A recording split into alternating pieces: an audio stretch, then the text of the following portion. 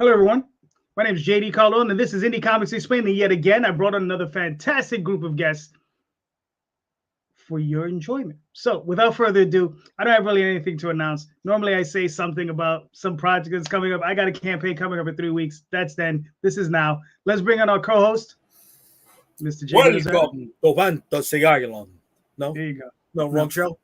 Sorry. Wrong show. What's up, everybody? Oh, my God. I blew my own spot. I'm sorry. What's up, everybody? I'm JD Rosario from Unstoppable Comics. Been publishing comic books for over 15 years. Just finished successfully funding a campaign. And here to hang out with everybody and maybe show them how to avoid some of the mistakes that I made. Nice. Let's bring on our co-host. Hey, everybody. I am C. Michael Lanning, graphic translator. I've done work for Arrow Comics with Calico of Shard, the upcoming Doghouse from Hasm Productions, and also host of Dispatches from Outside the Box on the Indy Comics Network. So, and just excited to be here. All that pressure is going to turn me into a diamond, JD. There you go. That's it. That's what I need. I need more diamonds. All right. Hey, I'm Patrick Kellner, writer and creator of Gage and the Dragon's Tear. I have my 4th Kickstarter for issues 1 through 4 live right now. All right, very nice. Hey everyone, I'm Max Deville. I'm co-owner of Atrocity Press. We put out books such as Mary Machine Gun, Human Hunters, Ninja Bimbos versus Zombies from Deep Space, and we currently have Human Hunters number 2 kickstarting right now on, well, I guess Kickstarter, since that's where you kickstart things. There you go. Yes. All right.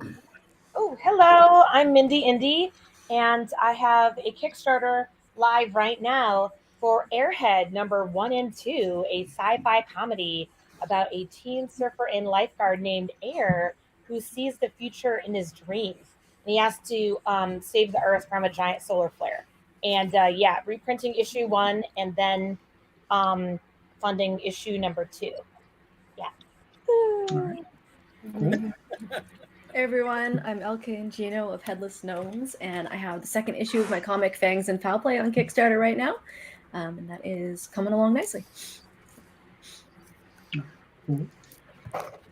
Hey, what's going on? I'm Matt Knowles, one half of Symmetry Creations, and just like all these other fine people on here, have a Kickstarter running, have 4 days remaining on Heirs of Isildur, The Perilous Prospects, Book 2, apocalyptic sci-fi set in a steampunk world. Can't wait to talk about that alongside of everybody else's project that's on here.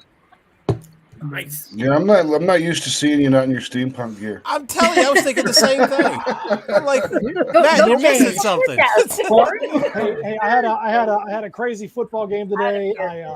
I was at a show yesterday. I think my top hat's in the other room. I do have like 8 other top hats sitting right here, so maybe I might pick one up and put one on if you really want, because I mean it definitely goes with the Dolphin jersey, but I might have one on. See? Wait, that's a Dolphin jersey? Uh-oh. Yes, sir. I'm sorry, because I guess maybe the colors of my computer are gone. Because it looks like we have an Eagles jersey right now. And seeing as how I'm a Jet fan, we are mortal enemies. Hey, but here's the thing: we both are the only 2 teams that have beat the Bills this year. No, my man. So I can roll with that. Salute, baby. Salute. Okay. Are you done? I thought this was a comic show. What is going on, JD? Yeah, exactly. I don't like that. Comics and sports can coexist, man. We were bonding really quick. Come on. Say comics and sports can coexist. Just ask wrestling, right? That's right. The enemy of my enemy is my friend for the day. It's part of the Venn diagram, baby. Still part of the Venn. No, because in a minute they're going to degrade to pizza and hot dogs. No. Listen. We said football. We got football out the way. At least he's not, a bandwagon Bucks fan. So that's good. You know what I mean? He could have jumped ship. You cut my arm, I bleed aqua and orange, man. That's what I do. Very nice. All good for Very, 72. Right. Way to go, baby. So gross. Anyway, so listen. For a change, I'm going to actually ask the question that the show is supposed to be based on, because I always forget to do that. Right? So the question I have is disruptors, right? Who do you guys find are the disruptors within the industry, right? And how do you think we can use that disruption? right? Like, you know, so, and this is a fairly big question. So I mean, you know, so we're gonna start. Normally, I start with the guests, but I think I need to apply some pressure. Jay, so what do you think? You answer first. Disruptor. Do you want me to call anybody specifically out, or you You want can me call to it. Well, like? do you want me to give you an example before Yeah, we give me go? an example. Give you an example. Peter Semetti, when he first started off with his $1.50 newsprint comics, I considered that a disruptor. Now the problem is that, you know, it worked and imploded all at the same time. Really, retailers didn't really want to carry it, but I think it's a very good idea. It's a very valid idea. Try to make the comics cheaper, right? But retailers, they don't want to give up a $5 space for a $1.50 book, right? So that's kind of a disruption. Didn't Altera do that? They started printing books on newsprint again. That was That's Peter Semetti. Okay, that's Peter Semetti. Yeah, Alternative. Yeah, I mean, you know, great idea. For a while, that dude did a lot of things, you know, and the guy was did a lot of good stuff. But you know, I mean, I don't know how he's doing now. I mean, I haven't seen him talk about it in a while. So you mean disruptor is a good thing? Breaking. Yes. Okay. Because I was thinking more along the lines of something bad, like somebody who's always going out there and saying pro tip, and they're not a pro, and they're out there pretty much talking shit. I was going to go negative. You know, I'm tired of those people who are like pro tip, and they've put out maybe one book in the last 7 years. You know, but they're constantly going out there with pro tip, right? I want those people who use pro tip to just shut the fuck up and show me what they can do, as in, you know, maybe new tip or whatever. You know, right. So yes, in a positive light, how we can utilize these things. Like I said, because I think Peter's idea is valid and I think it's smart, but it's difficult to execute if you don't have retailers that are going to back you up on it. Right. You know, I'm drawing a blank right now because I'm not crossing the gap mentally at this moment between crowdfunding and retail. You know, I don't know. I don't know who's disrupting the market. Other than hold on, chill out, Jay. Take it easy. Take a deep breath. Now that I'm starting to roll with something. No. But let me open it up to the panel. Who does anybody have an idea of who they would consider a disruptor within the industry? Yeah, I there you do go, right Max. now. Okay. Sam Quinton of Sinopa Publishing. That guy, yes. He has successfully gotten his book into comic book shops by himself without a distributor, and he has taken over dispensaries and head shops again, which nice. Something that we haven't seen a lot of in a while is comics at head shops. They used to be all over the place. All the adult books were in head shops. They kind of got rid of them, and now he's bringing it back. Okay. I think it's a good thing if we can get more comics into more physical retail locations. It's a good thing. Okay. All right, that's good shit. You know, he's doing his thing, man. He's definitely out there doing his thing. That and cool fucking dude, man. He's got a wealth of knowledge, you know. All right, so you know what? Let me go with a distributor that's a disruptor right now. And Lunar just signed AWA within this past week.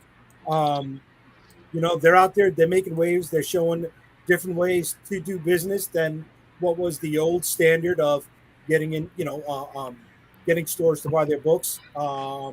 Is it showing others like Sam, like Marvin, like other people who are out there grinding it out that they don't need distributors, or that the doors are now open for the distributors to look at other places to get books in a new light? Was that good enough? I mean, That's fair enough. That's fair enough. Yeah, I mean, is it good enough? Never. But you know, we'll live with it. Does anybody else have any other ideas?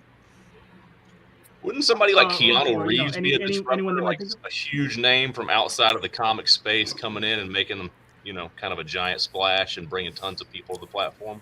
Yeah, definitely.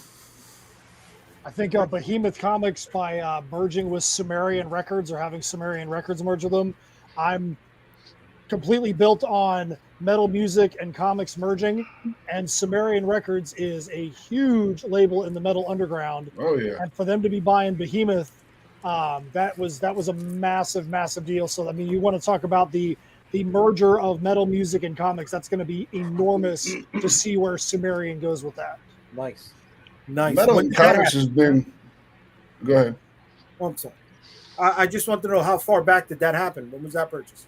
This is very recently. This is like, I mean, I could go and look, but I feel like it's 6 months to a year, somewhere in that range. I mean, it's very recent. Metal music and comics have been courting each other for a while. I mean, Cradle of Filth just came out with a new comic book a little bit ago. They've had a few before that. I know lots of bands. Yeah, lots of bands have put a bunch of comic books out. Rush. Rob Zombie done a couple of books too. Yeah. Yep. And then haven't read it, but Beartooth put out one too. a kid from My Chemical Romance, he was a comic guy before he started the band. Yeah, he was an intern at DC. That's right. Gerard Way. Yep. Still doing March his thing. 23rd. March 23rd of this year was when Sumerian bought Behemoth Comics. Okay. Yeah, Okay. I want to look that up. I want to check that out, man. Definitely. Yeah. That's good shit. You know. Well, let's look at Mad Cave Studios, a Florida publisher. They just bought Paper Cuts, right, to expand their YA division. Mm-hmm. You know, that was I think a week before New York Comic Con. That was all the news. Everybody was talking about that during NYCC. You know, about that acquisition. Not that they've come out of nowhere. Mad Cave has been out there about 7 years as well. But they've got quite a big catalog. Where are they getting the money to put together a catalog and to buy Paper Cuts? I don't know, but fuck it. You know, it's coming from somewhere. Mr. Lanning, were you going to say something? I don't know if I was going to say something, but I have somebody, but you're not going to like it. What do you got? Malibu Comics. Malibu Comics came out of the box, and they they were putting out TV ads and everything else like that, and they were hitting for a third for a while. And it could be argued that Image couldn't have made it without a little help from Malibu too. So, True. So I told you we're going to like it though. Yeah, that was their distributor at the beginning. Right. Mm-hmm. Right. Well, they were able to afford that because of the money they made over those first Image books coming out. Well, the guy who funded Malibu Comics was the Sunrise Distributors anyway. Mm-hmm. So they really kind of had the distribution market. Is it one of the guys who was in? Oh, sorry, JD, go ahead. What's up? Isn't that one of the guys doing Boom? Isn't that one of the guys from Malibu? I was going to say that Ross Ritchie started with Malibu. All right. Yeah. Cool. Let me add one last thing. The only another disruptor in this would be I think Common America. Those guys who do that book. They sell a 40 Tim Lim and Mark Pellegrini. They do a $10 book hardcover for like 48 pages for $10. I mean that's hard to beat, and I consider that a real disruptor because I think that's one of the reasons they get such high numbers, but they've been out there promoting it for a long time. Well, without those high numbers, they wouldn't be able to do those cheap books. The same thing. It's an economy of scale. Yeah. Type of thing. Right. I mean, if they only sold 200 books, they would crush themselves in cost. Mm-hmm. Exactly. Well, how did they start though? Because did they start off offering those books? No, they started off with just standard floppy stuff, and then they went to they made the conscious decision to put out a hardback book for as cheap as they possibly could, just to see if it would work, and it worked. It worked really well. Yeah. All right. They had to make a big initial investment to get that out. All right. That's what I was wondering. Yeah. All right, guys. Let's move on. I've already killed it with that question. All right. All right. Listen, Jay, you want to go next? Yeah. All right, what do you got? Cool. So everybody here said they got a book on Kickstarter right now. I love that, right? Kickstarter's become Xerox, right? It's become the verb of what we're doing. And I'm not knocking Kickstarter. Listen, I've run 18. I've got another 4 or 5 more planned for the next few months coming up. But with the other crowdfunding platforms out there, I'm not just talking about Indiegogo. I'm also talking about Zoop and Crowdfunder, right? What, if anything, would make you jump? Okay. If it was Matt, like easier to fund. Oh, sorry. This is my first time. no, yeah, we tend to have like a round robin thing. Like I tend to go in order, so everybody gets to say something. So, but let's start with Matt. Matt, what do you got?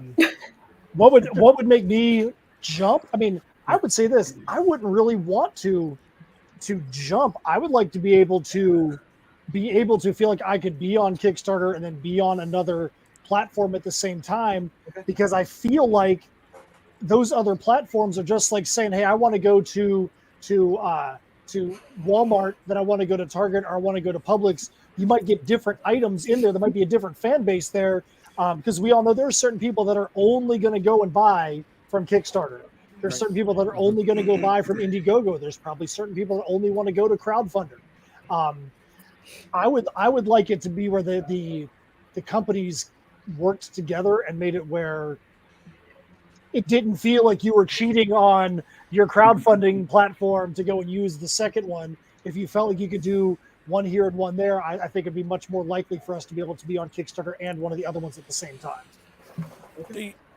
Do you think that's the I'm sorry, can I ask something to that? No, damn it. No, of course. Go ahead. No, but do you think that Not you're at saying, all. you hope that's not really a platform problem though. That's the perception of us creators and buyers out there that kind of make that cheating feeling, isn't it? I think that sometimes it's the mantra of the platform. Oh, this thing hasn't been created yet, so to get it created, this is the service you're going to use. I mean, obviously you can only do that on one, but if it was, hey, you've already crowdfunded somewhere else, here's how we're going to develop you to now have a sales platform over here. So if there was a sales platform on other places that you felt like it was the right thing to go and do that, and there was actually a crowd that would support that, I'm sure we'd, as my late brother would say, we are not in the sales prevention department. Anywhere we can go where sales might be for what our product is, we'll go there. Right. Okay, I get that. All right. Nice. Leanne, you have any thoughts? Yeah, I don't know if I would or wouldn't leave Kickstarter. I mean, I guess it depends what happens. But I'm kind of interested in backer kits, new funding, but I also kind of want to see how that, because it's like really new. So I do want to see how that kind of goes. It's been a little while since I looked at it, but it did look like it had some interesting features, and then like a couple things where I was like, oh, I don't really like this, but I do like this compared to Kickstarter. And it drives me nutty that Kickstarter, we can't have images like in the tiers, and it's so yeah. But I'm interested in backer kit, especially since they obviously have like that whole fulfillment aspect like already built in. And like right now I'm doing Kickstarter funding and backer kit fulfillment, and not having to go back and forth.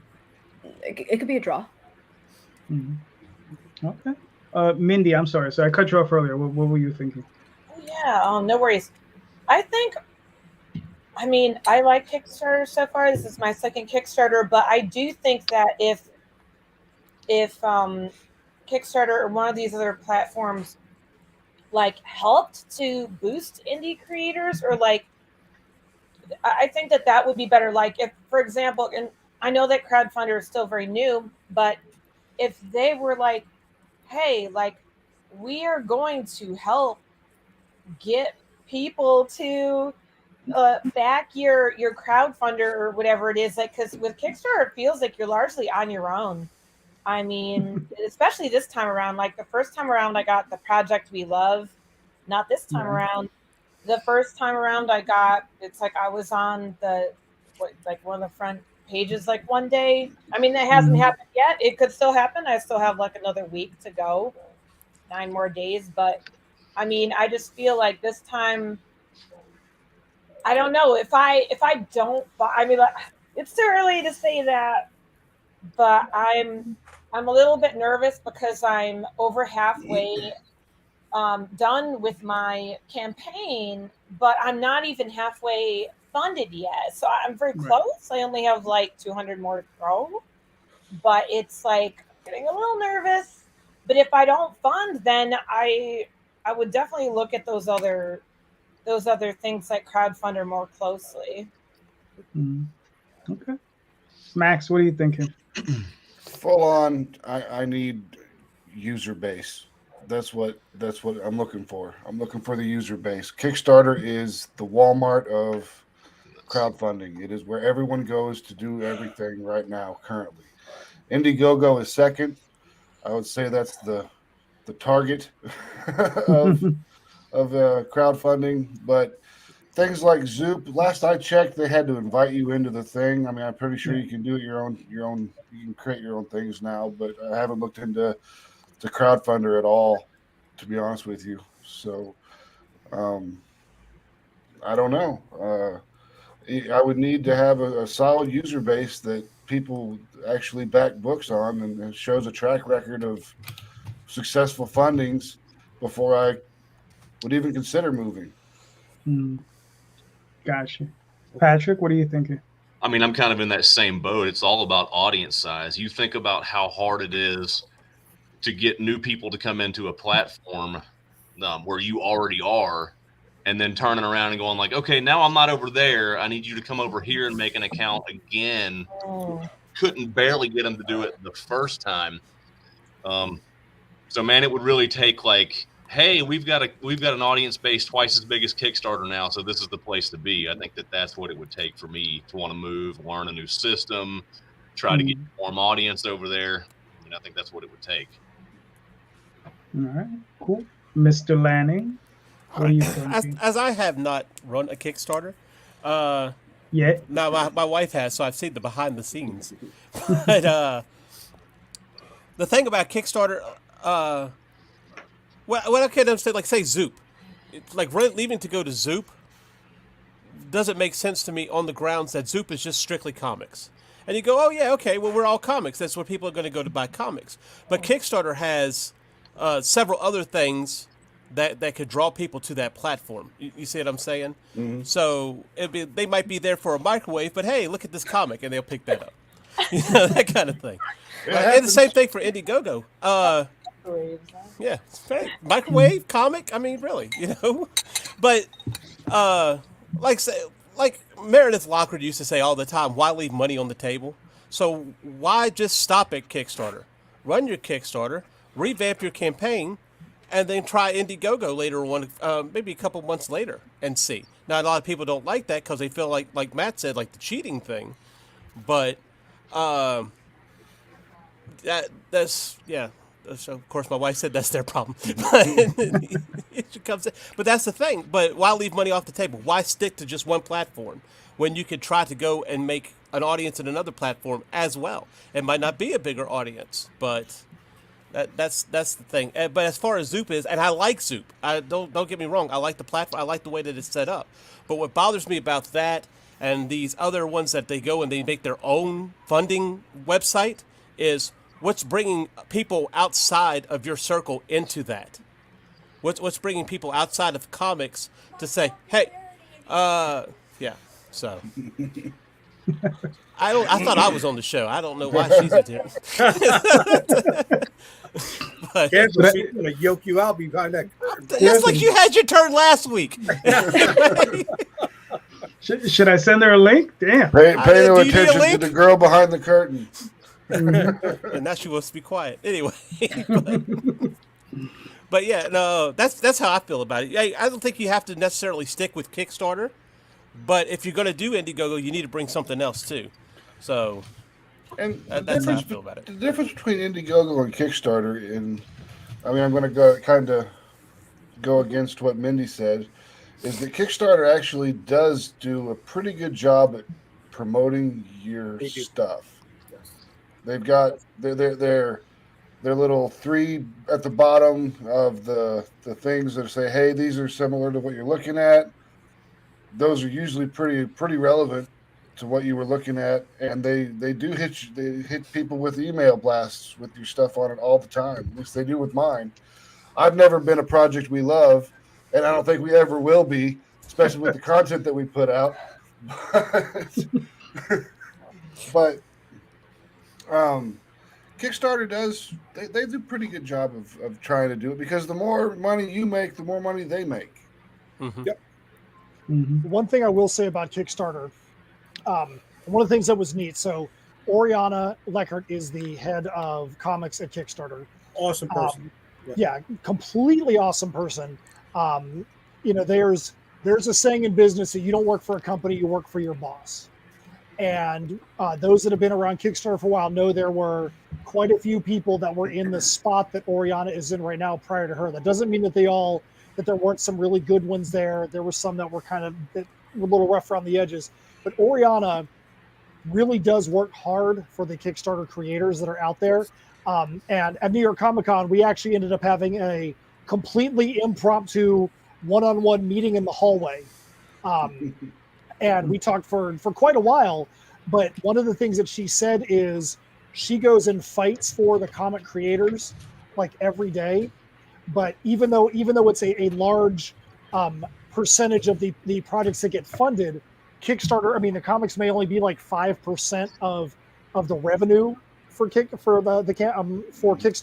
So she said she's always fighting an uphill battle. Because one of the things I said to her was, one of my biggest frustrations is that if we're doing issue 1 of a title, and now we're doing issue 2, that we can't port over anything from campaign 1 to campaign 2. We can't bring over those pre-made items, anything like that. And she's like, listen, I totally understand, totally get it, and I agree with you. But she's like, comics are the only place where that happens. She's like, if somebody makes a seaweed shirt over here, they're not going to be coming out with Seaweed Shirt Volume 2 in 3 months. And that's literally the quote she said to me in the aisles of New York Comic Con. So she's like, so that's one of the uphill battles that she fights. But at least it's good to know that there is somebody trying to do that for us. She hears the complaints. One of the other things that for us is a huge deal is people always talk about in the last 48 hours of a campaign, oh, you're going to get this big bump, this huge bump, blah, blah, blah. We, for 4 campaigns in a row, have just tried to survive. I literally have like Kickstarter campaign PTSD for the last 48 hours because we have dealt with a rash of the bad faith backers. People that would back for $500 and then decrease. And then like in the last 40 days, there was one dude literally by name. You want to talk about a disruptor? Literally by name. Steph and I would look and we're like, well, such and such has backed the campaign again. So we had better be ready for him to back out and screw up our campaign. Literally the last campaign on Clockwork, I'm driving to a freaking event and our campaign dropped $250 because this dude that had backed for $500 backed it down. And I went to Oriana and I'm like, what can we do about this? I'm like, this guy is a bad faith backer. This goes against your terms of service. Yeah. What can we do? And if you've noticed, there are some things in there now where you can go and you can put in trouble tickets about backers. You can get backers kicked from your campaign during the campaign. You can refund somebody during the campaign. That came from not just me, but there was a bunch of other creators that all did the same thing at the same time. Russell Nolte, Travis Gibb. There was a bunch of other ones. John Westhoff, I know by name, that all had some of the same people that were doing it to our campaigns. So we literally were writing emails saying, here's the backer, here's what they did, here's evidence, or we conferred with this other campaign, same name, same amount, same thing, and they started blocking these people. To me, little things like that, and I'm sorry I'm going to little things like that help out because that shows they do care that we want to succeed and not have to be stressed out for no reason. Yeah, bad faith backers are terrible. Yeah. I mean, we've all experienced them, when you're raising, 3,800, you have someone drop out for $500, it's significant, Yeah. I had one time I was doing a show and they're like, oh, so great. You guys just passed 10,000. Congrats. I hopped on their show 30 minutes later. They had pulled up the screen because the guy had backed out and now we're in the 9,000s again. And hey, 9,000 is great, but there was all this rigmarole about being in 5 digits. And I'm like, right. Thanks a lot, bad faith backer. Yeah. I think Lena, you had something to say before or no? Yeah, no, I was gonna say, it is a unique thing with comics that we want to port stuff over, and maybe with like some fiction properties too, depending on what they're doing. But and like a tech project is going to bring in a ton of money, but that tech project is also like one time, whereas we're going to be on there multiple times again and again, maybe making smaller sums, but more. May not be more over time, but at least close to those. Man, I spoke to Oriana also during New York Comic Con, and one of the things she did mention was that comic books is the number one category on Kickstarter, right? Yep. comic books is the most fulfilled product category on Kickstarter. And comic books, like you said, the second, third, and fourth, and fifth waves, comic books have their repeat creators coming back to the platform, right? No other category has that. There's still a but though, right? And I like Ariana. I do. I think she's awesome. I've had more interaction with her than I did anybody else running the category on Kickstarter. And the but is, right, what happens when she moves on. The but is, look at what's going down right now with Twitter and everybody jumping off the platform because Elon Musk bought it. And you hear people going to jibber jabber, you hear people going to Mastodon, you hear them going all over the place, right? What happens when somebody takes over the company that doesn't vibe with what we're doing? And now we're beholden to what they do, right?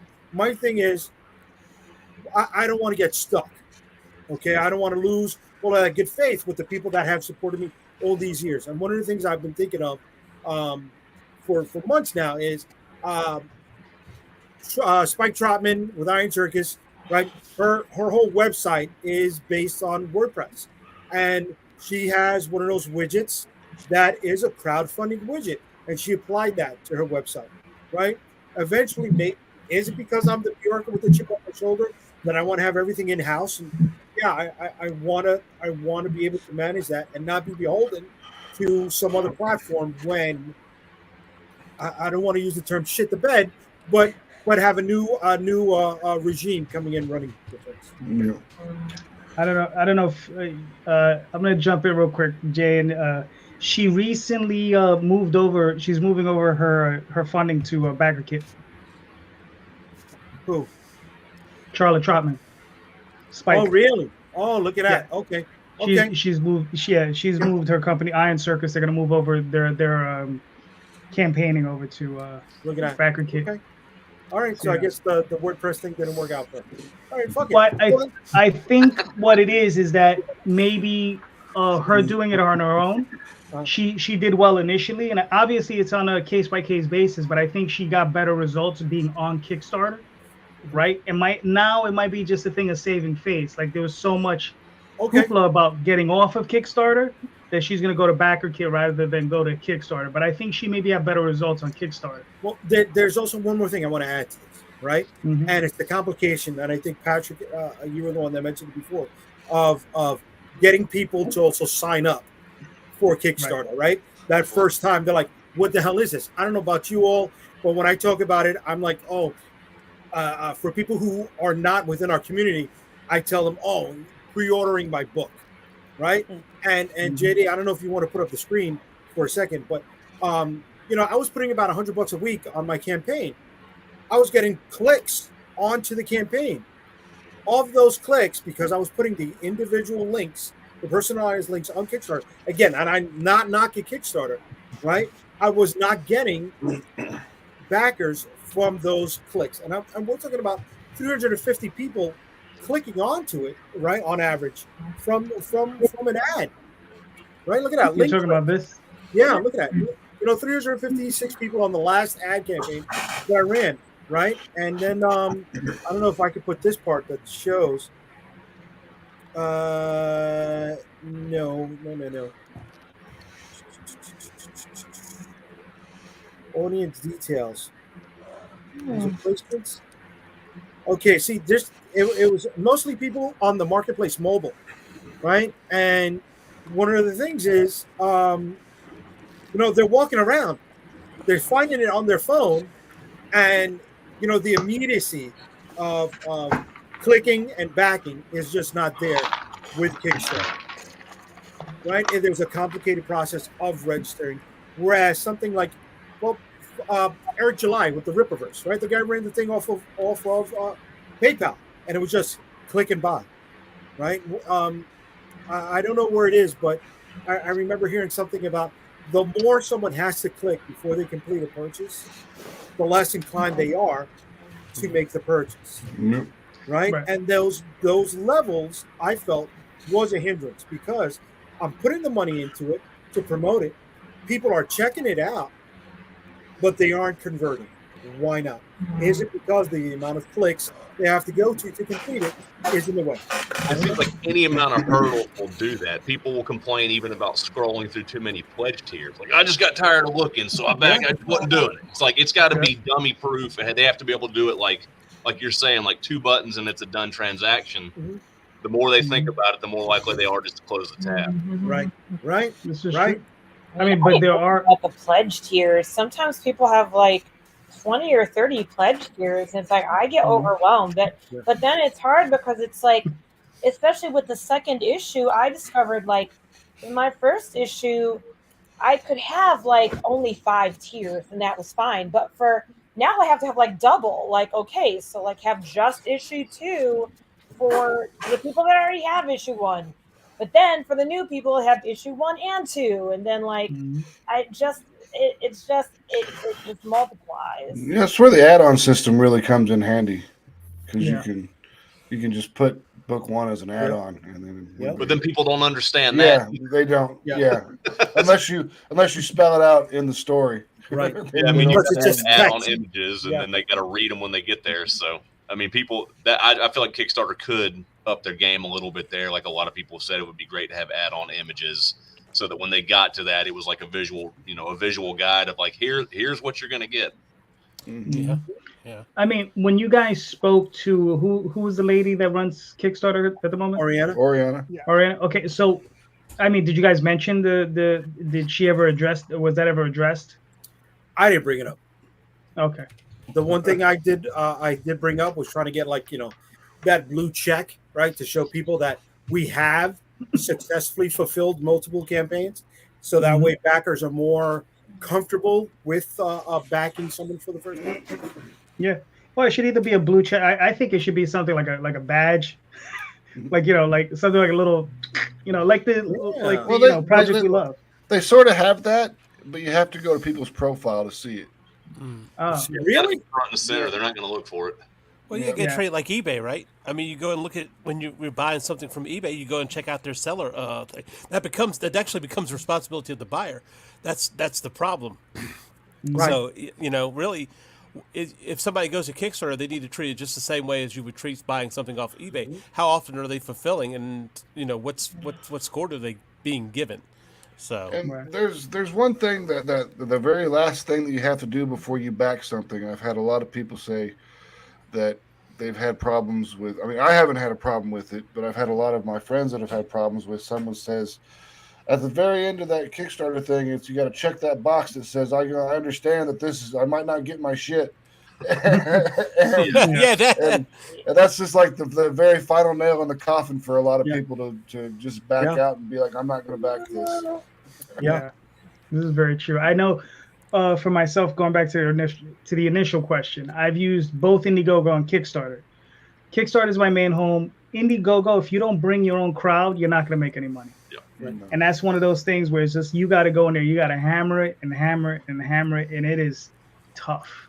It is a tough one, and I did 4, 5, 6 I don't even remember how many campaigns I did on there, but each time it was just rougher and rougher going along, trying to build that audience. Oh man, Corey Hardiman did there $30,000 on Sister Mercy, and he could only do like $200 or $300 on Indiegogo. Right. So there you go. Yeah. Wow. Larry has a similar issue, right? He'll make $30,000 on Kickstarter, and make $1,500, $2,000 on the other. Yeah, on IGG. So I mean, it just works out like that sometimes. Well, I did notice something. Some dudes on Indiegogo are making hundreds of thousands of dollars too. But the question is this: are you treating Indiegogo? And this is complete ignorance. This is naivety. Whatever the case, this is an actual question. So do not take offense to this. But are you treating Indiegogo the same way you treat Kickstarter? I'm totally offended. Just kidding. No. But seriously, don't be kidding. But here's the thing. I heard what you said about Kickstarter promoting you and everything else like that. But Indiegogo, I was watching something and they were talking about you have to really be engaged for Indiegogo to really push you and to promote you. Because if you're not promoting yourself, they're not going to take the time to do it either. So that's why I'm asking, are you putting it up on Kickstarter and you're doing your little Facebook and everything? But on the Indiegogo, are you answering comments? Are you being engaged? Are you updating? That's what I'm asking. Like it might even require a little bit more effort in Indiegogo than it does in Kickstarter. I don't know.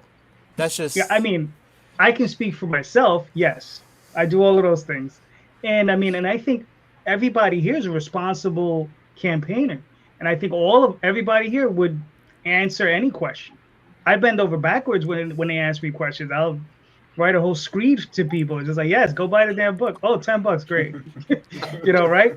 But it's not even that. I think the platform itself has to open up the algorithm so that more people could just see more of the campaigns. The guys who are at the top, they're good. They're taken care of. It's the guys at the bottom who are working at the bottom and the middle that need that little extra push. And I mean, and that's where I think these corporations are like, well, we only want to focus on the big guys, right? But it's going to be the smaller. If you get some of these smaller guys to build up, they'll be making just as much money, if not more, than those bigger guys as a collective, not individually. So I don't know. Right. Mr. Lanning, you're up. All right. Let's see. It's a fairly simple question. I know. I'm pretty sure Jay has an answer for this, but so you've done your Kickstarter, you've done your Indiegogo. It's funded. You've got your books. You've now fulfilled them. Yeah, you're working on the next issue or the next volume. But what do you do with that book afterwards? After your Kickstarter is fulfilled, how are you now promoting that book? Nice. Where are you putting it to sell? Yeah. Nice. Yeah, still working on that one. I mean, I have it up on my site, but stuff happened and I haven't had time to promote it on my site. I was actually planning on pruning it before putting the next one out, and then just because of life, I got it up on the site, and then I was like, oh, not time for Kickstarter 2. So anyways, it's there, it's available. Yeah. I guess it's going to be promotion afterwards now. I've done a couple of cons, but like for me right now, it's definitely a loss later. It's not. It did bring some people into the second Kickstarter, so that was nice. I mean, I'm still not profiting or nothing, but realistically, next on my to-do list is to get my button gear and to like maybe actually go into some stores or something like that. It's on my to-do list. Have you spoken to Adam Watson? You might want to look him up on Facebook. He has a distribution. Yeah, he was on a Armin show, right? He might have been. I know he goes around. He does a few shows. Okay. Yeah.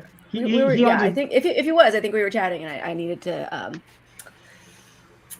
I have post-campaign stuff to do because adding more to the campaign is like. Yeah, trust me, I know. But he can get your stores into like head shops and comic book stores in California. So that's what on the West Coast. He's on the northwest. Right. Yeah. Okay. I think that was the same one. Yeah. Yeah. Mm-hmm. Mindy, any thoughts?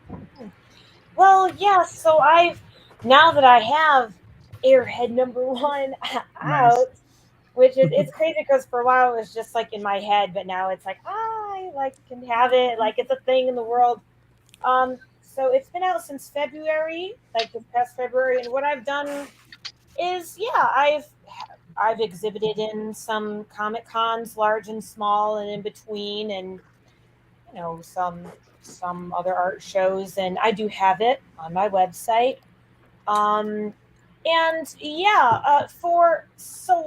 So I'm almost out of issue 1, which is why I want to reprint, and I want to reprint more so I can get it into comic stores, because I did a very small print run for the first time, and that's not enough. Like, even if you give 10 comic stores 10 copies, that's like 100 copies, and so that's even if you print 200, then like half your comics are gone. So but I mean, first I would say the plan is that I would like to start locally with comic shops around Brooklyn and other places in New York and in Michigan, where I'm from. Like, I could take some home and shop some around there.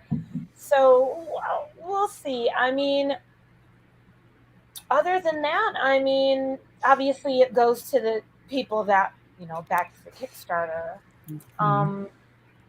Mindy, I'm sorry, you said you're in Brooklyn, right? Have you gone to Demetrios' store, Anyone Comics? Oh yes, I he's got 2 locations now, right?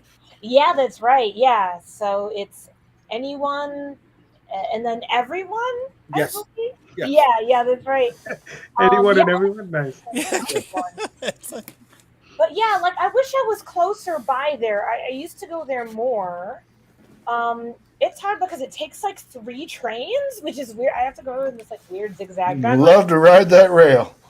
But I do want to stop by more. But yeah, Demetrios is awesome. Yeah. So that's on one of my top 10. It's up there. I definitely want to go to Anyone Comics. Yeah, you should try to find one of the purchasing managers over at Midtown. Yes. They can really help you. If you can get in touch with one of those guys, they can really help you out. Mr. Max, what are you doing? Our post Kickstarter thing is the same. We put physical books in shops that are local to Kansas City and just the general regional area. We've got about 10 shops, I think, that we've got books in. We sell them on our website, which is a big Atrocity Press store. We've done really well through our website, actually. And then one of the main things we focus on when the Kickstarter is over with is digital sales. We're on Global Comics. We're on Drive-Thru RPG or Drive-Thru Comics. We're on Amazon Kindle. We're everywhere that you could possibly be for digital, because just looking at my analytics on how many people are buying what, our digital sales just continue to grow. They just continue to grow. Very nice. Good. Yeah. Mm-hmm. So how are your sales to picking it up? How are your sales through Global? Good. On Global, it's all right. I mean, most of the stuff that we have on there is the free stuff. So we take like a portion of however many people are reading pages and stuff like that, and we've made okay money. It's nothing. I'd say it's not even 4 figures, but we're a relatively unknown publisher. We're still pretty new. We've only been doing this for a couple of years, but we've got lots of properties out, so people are picking up what we're laying down, and we like it. All right. I got $1. There you go. Oh man. Yeah. It seems like they want you to put a lot of, they pay you by the page, so it seems like they want you to put as much free stuff to their benefit as they can get you to do to really push your book. Somebody, I think Eric, I'm drawing a blank on his last name, but I was talking to him, and I guess Global has a feature where you can set your book free, but in exchange for the reader's email address, which is kind of an interesting way to potentially build your email list. Yeah, Check that. you have to look up. To go back and look. I like that. You have to do there's like a promotional tab, and so you can get the code and kind of give it out to people, and then they can read the book for free, but they got to exchange the email address. That's my understanding of how it works. I was kind of waiting for this campaign to get done with before I really invested into that and figured it out. But that was the overview that I heard. I like that they have the crowdfunding banner thing too. So when you're crowdfunding, you can go and I don't know what that does for you though, because mine's set like that right now, and I don't know if there's a way to track if anybody's moving. Yeah, I'm not sure if I can track it. The only thing that would be helpful. To track it would be go into your Kickstarter analytics or whatever, your Indiegogo analytics, and seeing where anything that's external, and hopefully figuring it out through that. But the thing is they don't. And again, I'm not a Global Comics expert, but it doesn't seem like they really push your book anyways if you're not giving a lot of stuff away for free. So unless somebody is searching for your title, it doesn't seem like they're going to just stumble on it and oh, look at that Kickstarter banner. Let me hit on it doesn't seem to me like that's. I'm happy to be corrected if I'm wrong, but it doesn't seem like it really works like that. Gotcha. Global Comics has grown immensely over the last year. It's just with the content that they have available on it. So you kind of get lost in the sea. Yeah, I mean, you kind of get lost in the sea of books that are on there now. There's a lot of comics on Global Comics. I do like their panel by panel reading system that you can do. It's kind of cool. Yeah. That's cool. Matt, you got any thoughts? Where you Yeah, so So one of the things that we are not good at right now, we have to definitely build a lot more, is like a lot of what you guys are saying about the digital online sales outside of Kickstarter. We sell by a country mile more PDFs of our stuff, more MP3s of our albums through Kickstarter campaigns than any other place. The music we have is up on Bandcamp. Everything is on our website. You can go to our store and get it.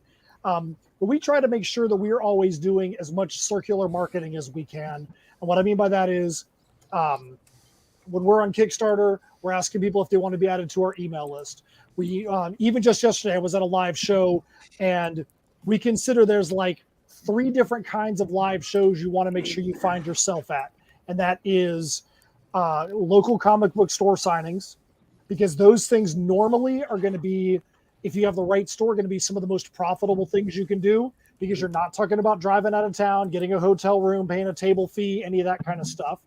You're going to be the main attraction at that comic book store signing. You're not having to fight through those of you at New York Comic Con, and you saw the way the Artist Alley was. It was absolutely bonkers down there. Huge, and unless you were, and we had a dude that literally had people running whatnot sales and doing the whatnot storage at their table during the show.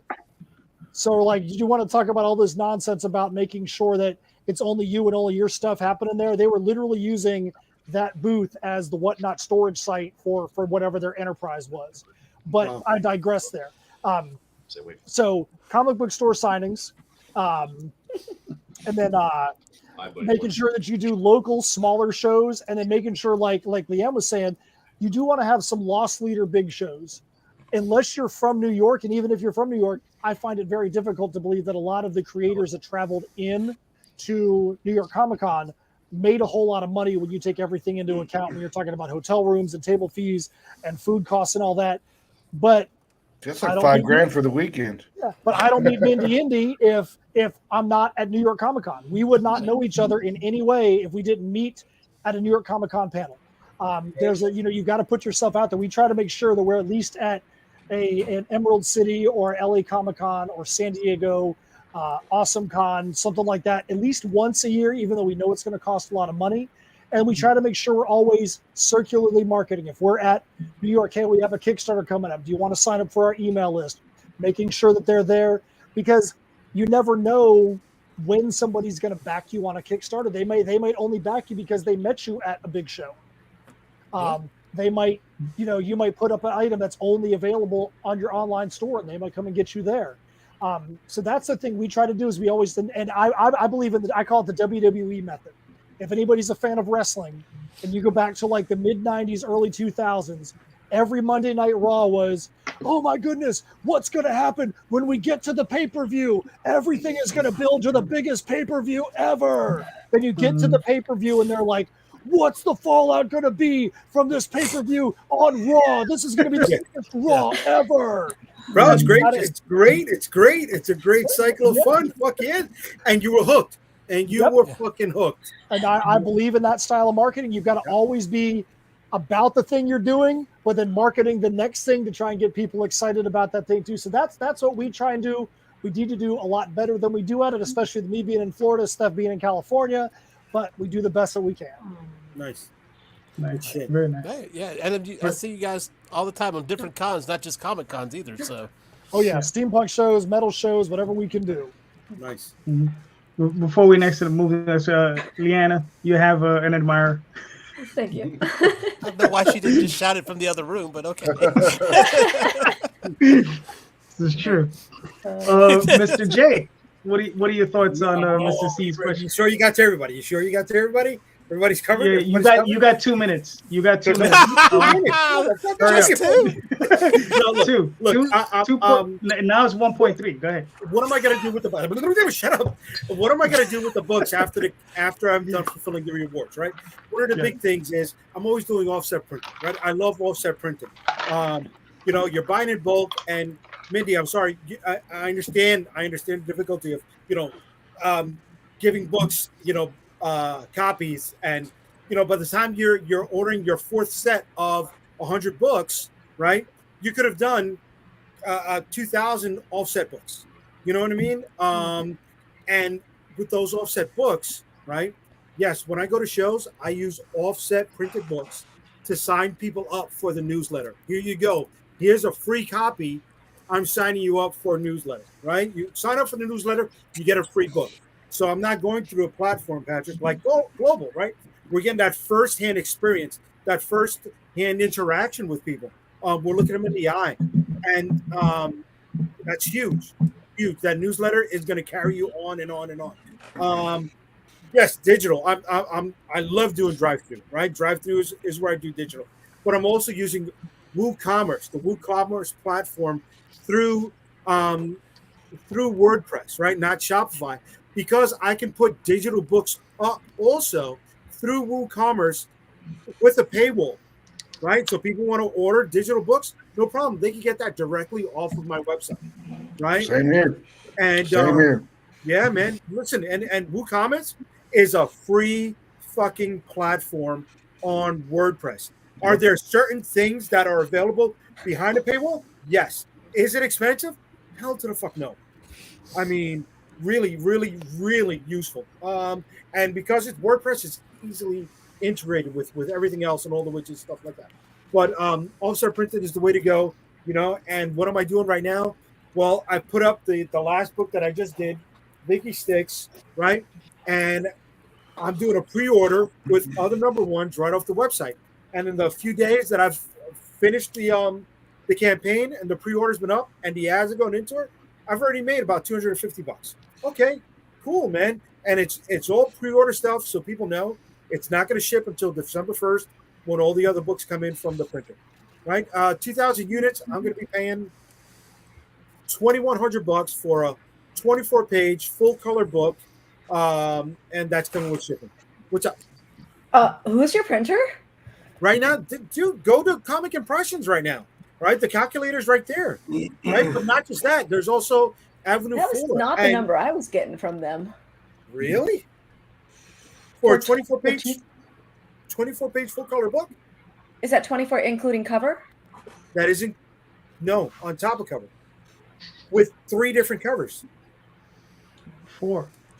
Well, I think you also need to think about the number of quantity, because if you're doing a very small quantity, No, I was doing like 1,000. really, as I said, if Yeah. you're doing a smaller quantity, they're going to be running through their digital printer. If you're doing larger ones, they're going to be Right. running through their offset printer. Offset, right? Yeah, you offset. Yeah, gotta- but 1,000 would usually be offset. Yeah, normally No, would. No, you have the option to do it as also. If you look at their estimator, you have the option to also do it digital printing. See, but the key with offset printing is the bulk of your money is going to go to that first 1,000, right? That second 1,000 is only about another $200, $250. Jay, if you let me jump in real quick. Here's the check thing that. with offset, it's all in the setup. Yes. So them setting up 1,000 books, just like Jay said, setting up that 1,000 book is expensive, right? So then your next 1,000 is maybe only a couple $100. So if you buy 2,000 books, you'll see, you know, your cost start to go down. If you buy 3,000 books, it's what, an extra $150 on top of that. So it's really that first It brings it down 1,000. about another 20 But I still cents. think my 1,000 was more than that. So I'm like, that doesn't sound It's right. possible. I got no problem showing you I got the quote that I got. Yeah, I'll send it back to them and be like, hey guys, match this. See, but now One- the and thing one- is, you can yeah. also use other printers.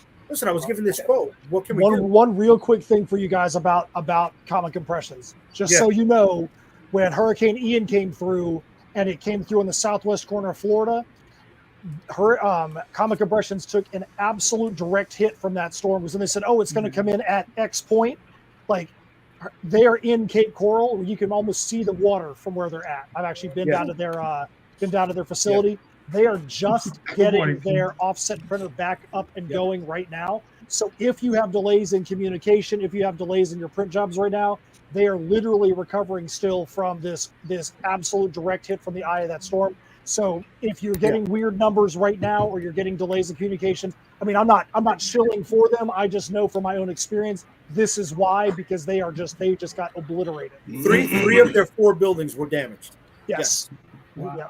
I know Scout Comics had a few runs of comics that were supposed to come out. If you saw pictures that they were putting up, it was like pallets of sheets from that were printed and ready to get bound that got destroyed by the hurricane. Wow. Ouch. Yeah, that But, sucks. but you know, they're not the only one. and God absolutely. forbid something is up there. I have not made that first payment yet. So, excuse me. There are other printers out there, like Avenue 4 is a printer based in Canada, but they do subcontracting here in the United States, and their subcontractor that, if I have to go with them, is somebody they do out of Richmond, Virginia. So, God forbid something goes down. For me, that's a 6-hour drive in New York, and I can go pick them up if I have to. Nice. Yeah, I have a friend. He's working with a guy who's printing down in Mexico. So I'm trying to find out what the costs are on that and the quality, because I want to see the book and I want to see Mexico. Yeah, I know offset printing is scary for a lot of people. I get it. I'm not doubting that at all. But you got to look at it. The difference between offset printing and print on demand, right? It's you're trading short-term sales for long-term growth. It could be my paper stock too. I'm going with a higher paper stock, and it's like, that could be part of it. Yeah, but it might be worth to see what that extra like 500 to 1K is, because maybe I can swing adding on a little bit more. Yeah, I mean, the one thing with paper stock you got to be aware of is that the heavier it is, the more your shipping costs are going to be on top of it. So that's the other thing that you really got to watch out for. Right. So, shipping one book's not so bad, but when someone buys 10, it starts getting more expensive. Yeah. And then the other thing you need to watch out for is make sure you have space to store the books, because if you're printing on regular, you're gonna be sleeping on top of them. It's gonna be your bed. You just get rid of your bed frame and you just sleep on it. I store my stuff in Calderon's house. There you go. Exactly. and I regularly have barbecue with Rosario's books. That shit tastes good, baby. It really does. It really does. You don't know what a porterhouse steak tastes on those things. Yeah. I think the chemicals from the printing, really affect it. I could trend on that. I could do at least maybe 20 posts of you barbecue with my books. Yeah. P says World Cup is in 2 weeks. No one in Mexico is doing anything but watching football. This is probably true. So yeah. What is it? Yeah. All right. So for myself, after the what's funny is I have one retailer that I sell to regularly, right? So that's after the campaigns, and this guy is like, he's like clockwork. He's like, it doesn't matter. Just give me 10 of whatever and just put it in a box. And then I ship it to him every 6 months, and he'll get like 4 or 5 campaigns at one time, and I just ship it to him. But it's finding those retailers that are important, is where you can just have that kind of relationship. And then after that is just my storefront on my website. So that's pretty much it, Michael. Answer your own question. Well, no, but here's my question: is how are you getting that storefront out there? Which storefront? My storefront? Your storefront. How are you advertising your storefront? You got to remember, I also have a webcomic that I put out there, and people go to the webcomic and they see the webcomic and it's for free, and they also have the option to go buy the physical media. So that's how I do that. All righty. I just spam my shit everywhere. I'm just everywhere. Nothing wrong with it. Well, that too. All right, so let's here we go. All right, Patrick, you're gonna be first. Oh, thanks. Well, you popped in the room first. I'm trying to be fair. I'm trying to go to work. See, look. Yeah, we're finishing up on Thursday morning, so we're pretty close to hitting that magical number. Mm-hmm. If a few brave souls would just jump on board, we could close this thing out. Yes. You're not gonna play the video this time, are you? Well, that's what I was gonna ask you. Do you want me to play a video? I guess you can. Last time I told you not to, and you did anyways. So let's play it. But after watching Tanner's video, I need to have somebody make videos for me from now on. Oh, hell yeah, man.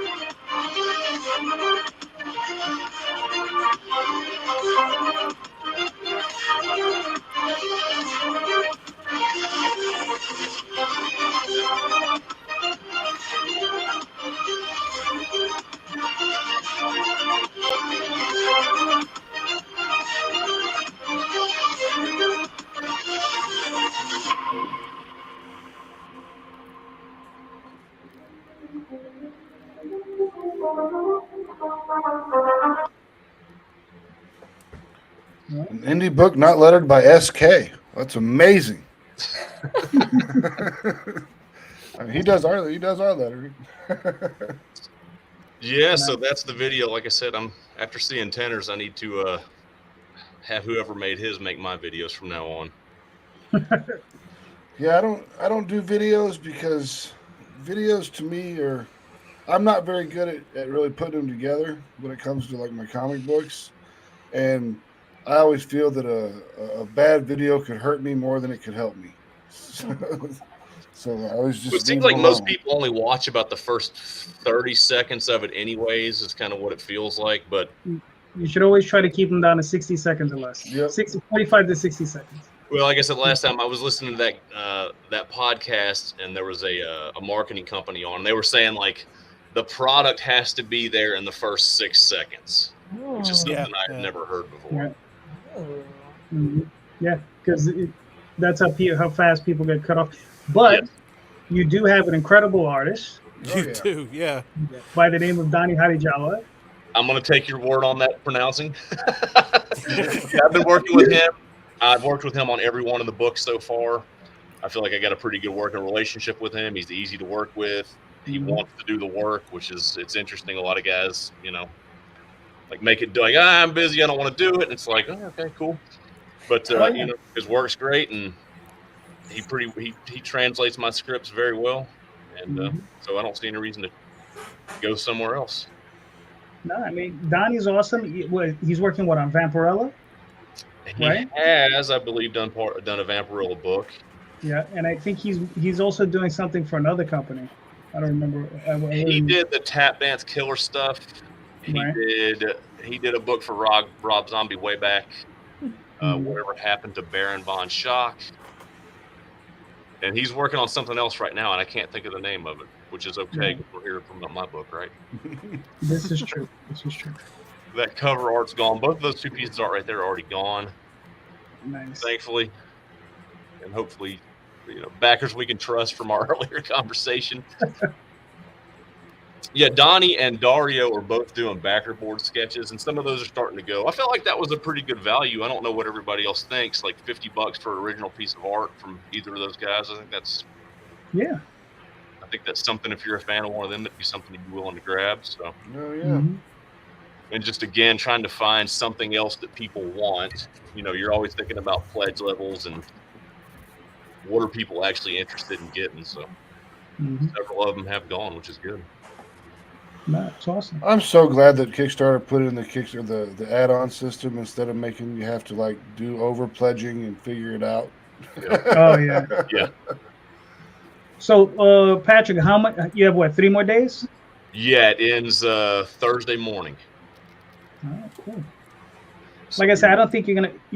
You know how it is. It's fast and furious in the beginning, and those last 2 or 3 days. Well, the last 2 days, last 48 hours. You'll probably see a significant bump. So. Yeah, but I'm going to do some email blasts and get some more marketing out there, and just try to give it that one last push and see if we can get it over the finish line. Yeah. Well, you're 97%. You're in a good spot. Yep. All right, cool. Have Very you ever nice. thought about kind of like with your artist of Vampirella, Donnie? What I can't pronounce that last name. I can barely pronounce yours, JD. So, Yeah, I need to. That's a good idea, and it's something that I do need to do and to kind of add into the resume there. So definitely something I'll throw down if we get to another campaign. All right, cool. Look at this, Oh, Human Hunters 2, and it just rolled over. It's Mr. been Mac. 5 days. Yep, we're not doing too bad. We've got 114 backers at 56.80, and we've got 5 days left to go. This is the crunch time. Mhm. Killing it, dude. You're killing it. Good shit. So Max, tell me about Human Hunters 2.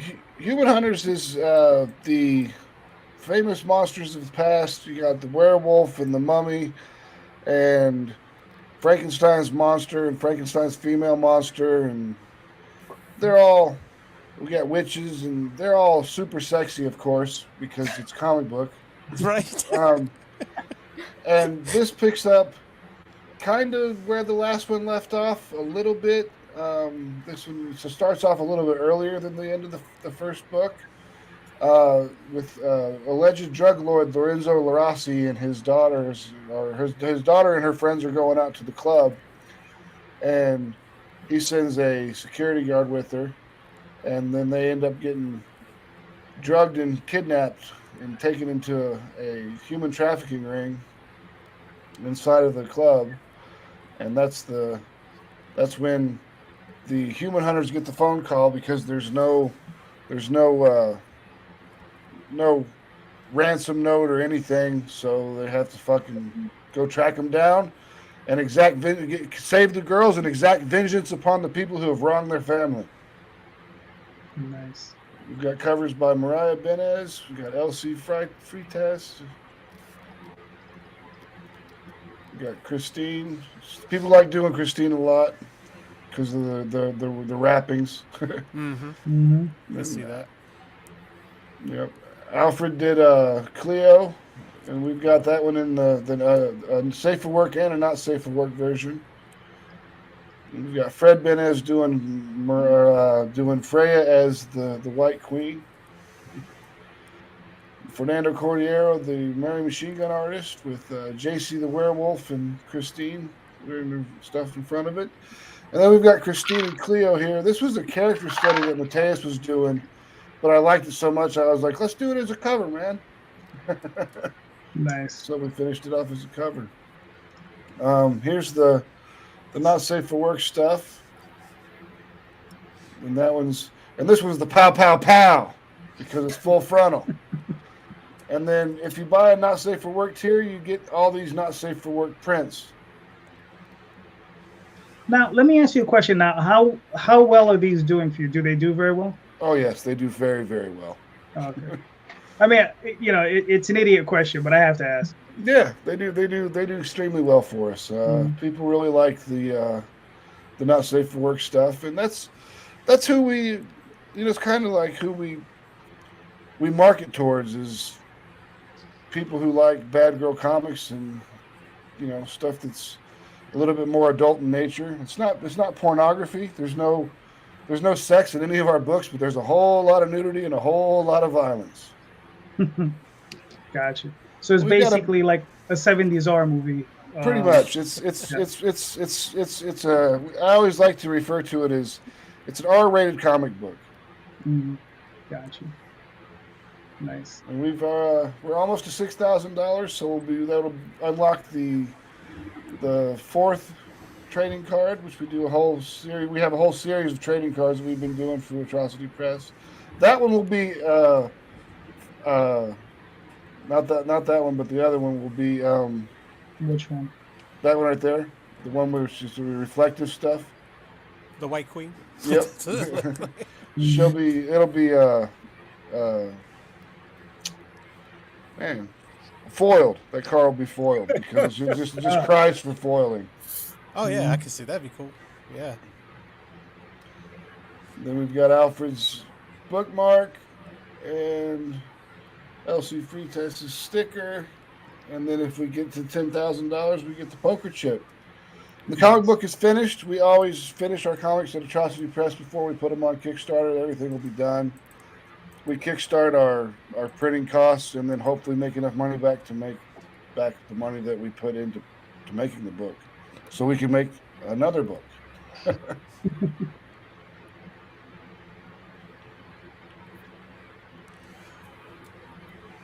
So basically, you're funding the next book Yeah, what, 5 days left? now. Yeah. Well, we got another backer. We're Very nice. 5,700 equal. That's nice. I like seeing even numbers like that. It helps my OCD. Yeah. All right, cool. I mean, another 5 days, you know. I mean, Yeah. hell, hopefully make it to that poker chip. Yeah, hopefully so. I mean, really, to be honest with you, the $6,000 mark is where I wanted to be. Right. So hopefully we'll make it there. I mean, it seems like we'll probably make it there. So, I mean, I don't ever want to be too cocky about anything. Don't get too cocky, kid. But I mean, I'd like to see it hit $6,000 before the end of the campaign, and then we'll be good. Oh. I'd be a happy camper. At this point, I think you'll make it to 7. So. Yeah, hopefully so. Mhm. And we got to change the. Okay. I'm way behind. But hey, I'm getting there. There you go. You're heading in the right direction. Mindy, do you want me to play the video? Oh yeah, I love my video. Yeah, I'm way chipper than I am right now in the video. But did you have a dream you wanted to fulfill when you grew up? With Kickstarter, you can contribute to making the Airhead comic series dream a reality. Hi, I'm Indy, a freelance cartoonist. I'm the artist and writer of Airhead, a sci-fi comedy comic series about Air, a teen surfer and lifeguard that sees the future in his dreams. One night, he predicts solar flare will wipe out the city of New San Diego and possibly Earth. Can he save everyone in time? I'm almost out of issue number 1, so I want to reprint 200 more of these supersized, 52-page, full-color, perfect-bound issues. I want to get copies into comic stores and beyond. I also want to fund the creation and printing of issue number 2, which is 25 pages. I want to print 100 full-color copies. Not to give away too much, but this issue features surfers in space! I put countless hours into writing, storyboarding, and drawing issue 2. I only have a few more pages to draw. Funding will help me build my creative team so I can complete the creation of issue 2. My letterer, Clay Adams, did such an amazing job lettering issue number 1, and I need to pay him well. I also speed up the process. I need funds to print high-quality books that I can be proud of. Kickstarter puts the fun in funds. This platform allows me to raise money in an exciting way, and some people have discovered Airhead just through Kickstarter, including some of my biggest fans. I successfully funded and fulfilled a Kickstarter for Airhead number 1, and I'm confident that I can reach a higher goal this time. Some cool rewards I have planned are printing custom Airhead bandanas, just like the one Air wears in the series. Now you too can be an Airhead. Real watercolor studies I've done at Rockaway Beach as a reward. Airhead features real painted watercolors for waves and more in the background. When this project is fully funded, first I'll finish drawing and inking and then send my art files to my coloring assistant. While they're working, I'll reprint issue 1.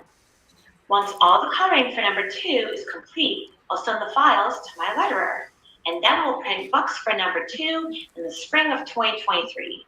Why do we need to wait that long until the project is complete? That's a good question. Well, it's totally normal for a Kickstarter to finish fulfillment some months away. It's just part of the creative process. Thanks for watching. Please check out my rewards and select one to support this Kickstarter. Thank you so much, and I look forward to bringing Airhead number 1 and 2 to you.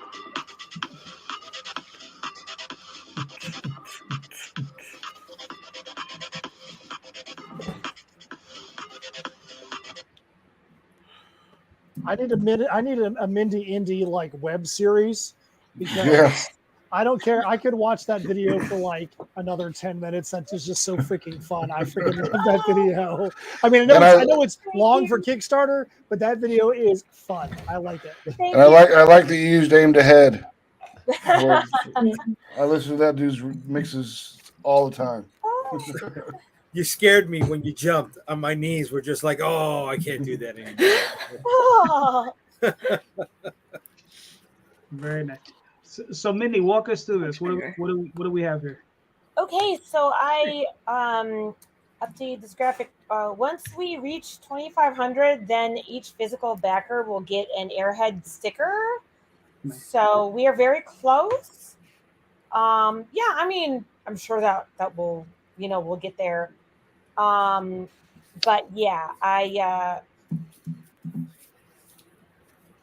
yeah, so that's just like the first thing. That's a close up of the sticker. I was debating should I put it at the top or like somewhere down the middle, but like I don't know. Like that's not the most important thing, but it's up at the top now. But anyway, that's the cover for number 2, and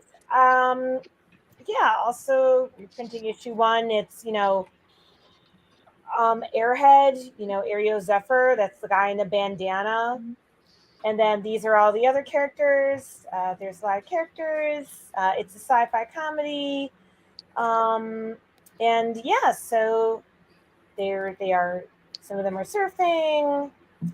And there's Jade. She's like really smart. She's doing stuff with her like schoolwork and stuff, and this like futuristic technology thing. It takes place in the future as well. Like Air sees the future and it takes place in the future. So yeah, there's me when I had just launched, or I just printed all the books for number 1. So I had my my book launch at a local cafe, which was cool. And it's a cafe that I host events at regularly, like draw jams and stuff.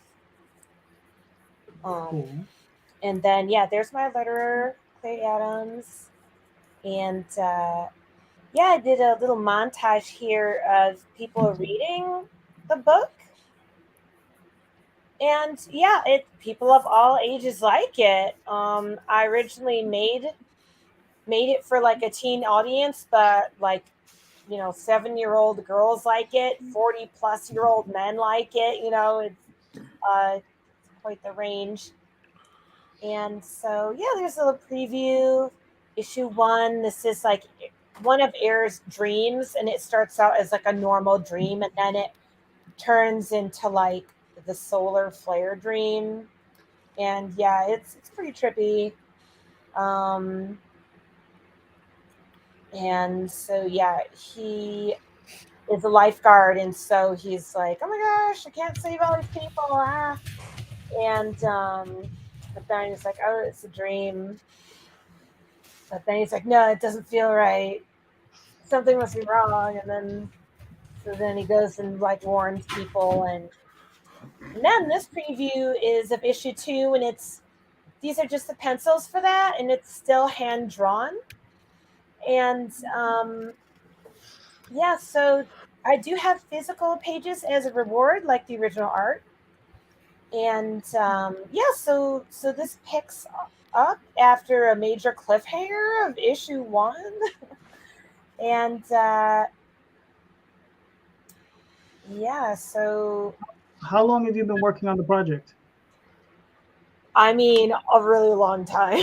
So for issue 1, it took the better part of a decade for me to get my act together, and like it went through a lot of different revisions. And I at one point I didn't work on it for years, and then I scrapped a lot of the story, and then pretty much started, I don't want to say start from scratch, but a lot of it I have redone starting in, I think about like 4 or 5 years ago.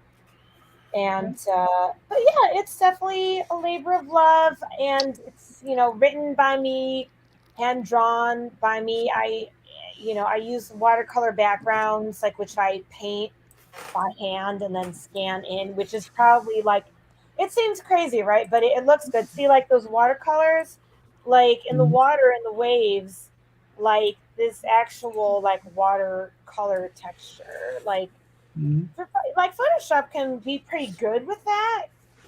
And like maybe in that example, it's not as like. But if you want something unique looking, you know, you have to really create it, and that's what you're doing, which is fantastic. Thank you. Thanks. What do the puzzle pieces mean? I keep seeing people with puzzle pieces missing out of their bodies. Yeah. Oh, that was one page in the preview. That was just like a trippy dream. Okay. Yeah. I mean, Eric at one point he does wonder, like, I feel like I'm missing a piece of the puzzle because he's still trying to like figure out his power. And so like he wonders himself, like, am I missing a piece of the puzzle? And then like he has this dream, and then like one of the characters is like dissolving into puzzle pieces, which is like, originally I just drew that because it looked cool. It didn't really have a meaning. And like, it kind of fits there. Like I don't know. I just like drawing cool, trippy No stuff. pun intended with the puzzle pieces fitting. Da-dum. Ching. So yeah, like I have eight days to go now, and we are almost halfway there, guys. So hey, you know, let's do it. Yes. I mean, yeah, like tell your friends that like sci-fi movies. If they like surfing, there's a surfing theme, you know, in there.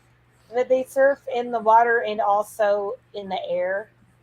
So are you doing in space? yes, and also yes, an issue 2 surfing in space. Nice. Have you done any update swaps with any other campaigns? Oh yes. Yes, me and Patrick have done one. Me and Matt have done one.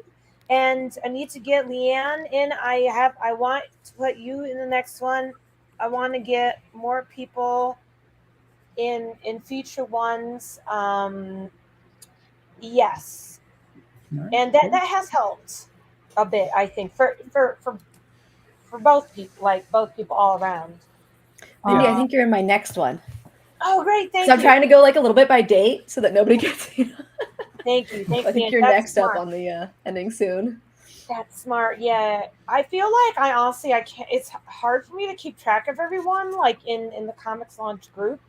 But like I try to keep track.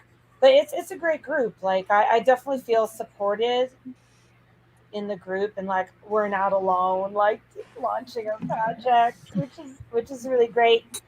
But yeah, I mean, you know, we'll see. I mean, I just think I'm just really tired from my long weekend. Like I did a small Comic Con which I had to travel for, and so like I think like after I'm well rested and I'll just like yeah, like, you know, get just like, I don't know, advertise it more and stuff. But it's hard because, you know, I can't run a Kickstarter like it's my full-time job. I know like we all have different things going on. I'm doing my best with the time I have right now, and maybe I know like the first time I did the Kickstarter, I didn't have a lot of other freelance work going on, which is part of why I did the Kickstarter. So I'm like, well, maybe this time around. Yeah. I mean, look, just busy. Yeah, you just got to keep pushing, try to get on as many shows as you can, and just, you know, just keep pushing. I mean, listen, you may make it, you may not make it. Hopefully you make it. We're all going to be there pushing for you. But even if you don't make it, I would just say rejigger it and just put it right back up. Don't even wait a week. Just throw it back up there. Really? You know? Oh yeah. You know, but I mean, but you know, your goal is at 5,000. If you don't make it, I would say throw it back up, just lower the goal, and just move from there. You know, but I wouldn't wait long. I wouldn't wait long. I would move because you got to remember those people who are already in, they're gonna be in for the next one. You know what I mean? So if the faster you move it in, the faster you get them back in, because you don't want them to be like, if you wait 6 months to relaunch, right? They're gonna go off and do whatever. You know, they might not be available anymore. That cash may not be available anymore. So you know, that's interesting. Well, you know, you make a good point. However, it is close to the end of the year. It's not a good time to launch in like December. yeah, I know. That's what everybody says. I launch, as my wife puts it, whenever I feel like it. So I'm launching in 3 weeks. So I'll be rolling right into December, and then oh wow, okay. Yeah, and then I'll probably launch another one early January. So There might be fewer projects in December, so there might be more eyes going to yours. Right. That's one of the things I've heard one person say. Another thing is they say after Christmas, people tend to have money because they have their gift card. You know, so they'll use that randomly. And if you can do something with the Make 100 in January, then you have that tag there. Exactly. All right. Leanne, we got you back up. Do you want me to play the video? If you want to, sure. He always wants to. Okay.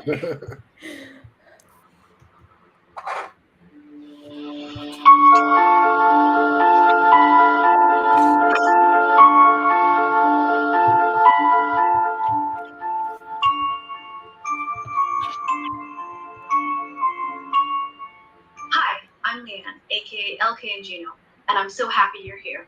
I'm a writer, poet, singer, and all-around creative person with too many ideas and too little time, and I bring unique, bizarre, and entertaining worlds to life.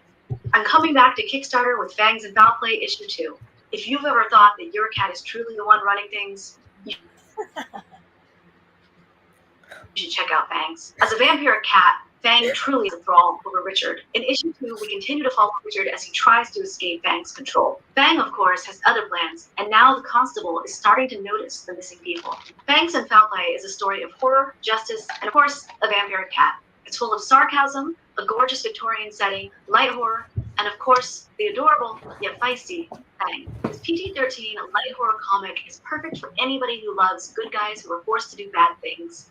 And of course, if you love vampires, cats, Sabrina, the Addams Family, or What We Do in the Shadows, then this is right up your alley. Fangs and Foul Play Issue 2 is completely done and ready to go to print. I'm coming to Kickstarter to fund a large print run so that you and many others like you can experience the world of Fangs in your hands. On Kickstarter, you'll have first access to the comic, goodies such as an adorable sticker for anyone who backs on day one at a physical tier level, which you can also get as an add-on if you come in later. And you'll get a first crack at the variant covers by Evan Scale, Renzo Podesta, and Abby Butler. Plus, included digital and physical goodies depending on which tier you back at, creating entertaining stories and characters of my passion and joy. And I believe we all need a little escape from the mundane. So please join Bloodville today by backing Fangs and Foul Play on Kickstarter. Thank you so much for your support. Fang can't wait to be part of your household. And don't forget, you can download a digital copy of Issue 0 for free at bit.ly/fangsfoul. And who are these characters behind me? Glad you asked. These are the Headless Gnomes mascots, Indrian and Octrian. And don't worry, no gnomes were hurt in the making of this video.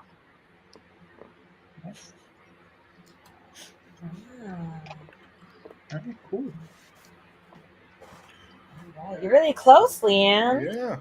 Yeah, you're almost there. Still got 16 days to go. You're good. Yeah, Yep. It was really funny today. So far, I actually haven't had any increase in backers, but I still had a funds increase. I was like, all right, that's cool. So someone increased their pledge. Yeah, someone increased their pledge. Yeah. All right. No new backers. So. It was an interesting, like, you know, no new backer day. So, like, that's not normal, I guess. It is now. It is now, yeah. Yes, everybody should have a no backer day like that. Very nice. Cool. So walk us through this. What do we have here? So that's the main cover that we just passed, and then each week we're doing, depending on whatever week you get in on, there's new bonuses. So anybody who got in at week 1 got the week In the 1 middle plus is pretty everything sweet. else. Right? Yeah, Patrick's with there. So those are actually, what do those have? Through the end of Monday, basically. And then we just announced this new cross promo with Jessica Mason Judds, and I hope I'm saying that right. Book Mary Shelley's School for Monsters. This is a super cute print that, her artist Mark Malcat, I'm probably saying that wrong, did. So if you back both the campaigns, you can get that print there. Very nice. And so we're on issue 2, and it pretty much. When does it? I mean, it comes right after issue 1. I don't know if it's the exact minute after, but pretty close following in the story. And at this point, there's starting to be kind of some more suspicion in the town, trying to figure out like the missing people are starting to get noticed. So they're kind of closing in on Richard now. So how many? Oh, go ahead. I'm sorry, go ahead. No, keep going. Oh, I was saying, all told, this first arc is going to be 4 issues plus the 0 issues. It's 4.5 issues, basically. Very nice. That's what I was going to ask. So, yeah, 2 more after this. And then more planned after that. But that's the whole first, hopefully it'll eventually be an actual trade. So, very nice. That's the plan, anyways. All right, cool. Now, being part of the comics launch course, I'm part of it. I know Patrick is. How have you found that to really help you? It's funny. Now at this point, I can't quite figure out what knowledge has come from there and what has come from other things and whatnot. But it's definitely, I'd say a good bit of stuff that I learned was from there for sure. I follow Russell Nolte, so definitely gotten some good pointers there. I'm really super organized, so some of that I already had going for me. Right. But there's a lot that I learned through there that at this point it's hard to disentangle where I learned everything. Gotcha. Who designed the paper box toy thing for you? That's pretty awesome. Jail Draco from Oneshi Press. Oh, that's cute. Yeah, it's so cute. I have one somewhere, but not easily accessible right now. Yeah. No, that's a lot of fun. And then I do a little bit of extra little included stuff with each tier. And it's all U.S. shipping's included, of course, but not international. Sorry. Yeah, that'll kill you. That'll kill you. No. Pirate Ship has a pretty good service, so I've told people kind of to cover my butt. I'm I'm going to use that, but if they ever discontinue it, you're looking at higher prices, because I use Pirate Ship too. Yeah. Pirate Ship is where it's at. Good. Yeah. No, that's really cool. I got to look into them. It's still $24 to send something to Germany. JD, you don't use Pirate Ship? Good. Come on now. Yeah, JD, that's a disruptor right there, man. You got to use some Pirate Ship. Yeah, definitely. You got to sign up for their special international rates too. Gotcha. You got to specifically go ask. Don't you got to call to get those? I think I just chatted. Okay, because I know Tyler said something about that too, and it was I thought he said you had to call in to get them because I was going to try them out this time around as well. You got to contact them some way or another. I don't think I got on the phone. That's always my last option if I can. Yeah, I don't want to talk to anybody. Yeah. It's something about the phone. It's other stuff is okay. Yeah. It's funny. That is always my preferred method as well. 20 years ago, everyone was all about the telephone, being on the phone all night long, all day long. And now no one wants to talk on the phone. They just want to text. Yeah, but then I was calling my friends, not it was okay. Nobody ever wanted to be on the phone with business. That's so those are some of our variant covers. And then we have like a really, really, really long list of add-ons. Oh, gotcha. So there's a bit of scroll, a bit of decisions that people can make, but I try to make my rewards and everything like, for the most part, searchable. So if somebody's like searching for that physical level, they don't have to. They could do that if they wanted to. I love your headless gnomes, Thanks. I got a lot of people at cons going, "Oh, I don't like cats," and I try to be like, "Well, you know, the cat's evil, so you cannot like cats and stuff." They don't like you either, so Right. I have to say I like the expressions on the cat from what I've seen from the previews. Yeah, I'm a dog person, but I've grown to like cats. I mean, I feel like if you're not really a cat person, I don't think that you should rule this out because it's also vampires, you know. Right? Like the cat is like half of it, right? I mean, it's there were a couple I couldn't change their mind, but you know, there's always going to be a few, right? Yeah. So it's like it's not a real cat. Come on, we're not asking you to adopt it. Mm-hmm. You won't get allergies, so Yeah, right. You don't have to feed it. It might come drink your blood in the middle of the night. But... No, very nice. I mean, listen. I mean, well, you got a few more. You got what? 16 days? yeah, a little over 2 weeks. Yeah. You're gonna do fine. It's just that like it's definitely like slowed down, and so it's like, oh, stop slowing down, no. No, you're in the mid-campaign desert. Yeah. Yeah. All right, Mr. Knowles, do you want me to play the video? Hell yeah, I absolutely want you to play the video. And just so you guys know, the music in the video is all on one of our albums. So you should buy it. We're back!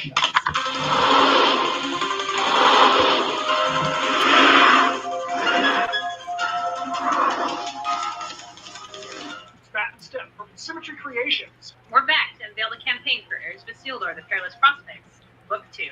Everything has gone up in smoke. Their lab, The residents. even their beloved Shadows Haven is in peril. And if you think this is as bad as it's going to get, You're sadly mistaken. So much has gone on in our puritanical steampunk village since Book 1. This issue is a massive 56 pages. as always, we'll have some killer collectible covers. Some awesome support merch and You guessed it. a few fun surprises! A few fun surprises! A few fun surprises! We can't wait for you to read The Perilous Prospects, Book 2. There are some massive twists and turns that you won't see coming. So on behalf of the whole team, Heirs of Isildur, and the citizens of Shadows Haven, we hope you'll check out this next installment of our sci-fi story arc set in a steampunk world. before it's too late.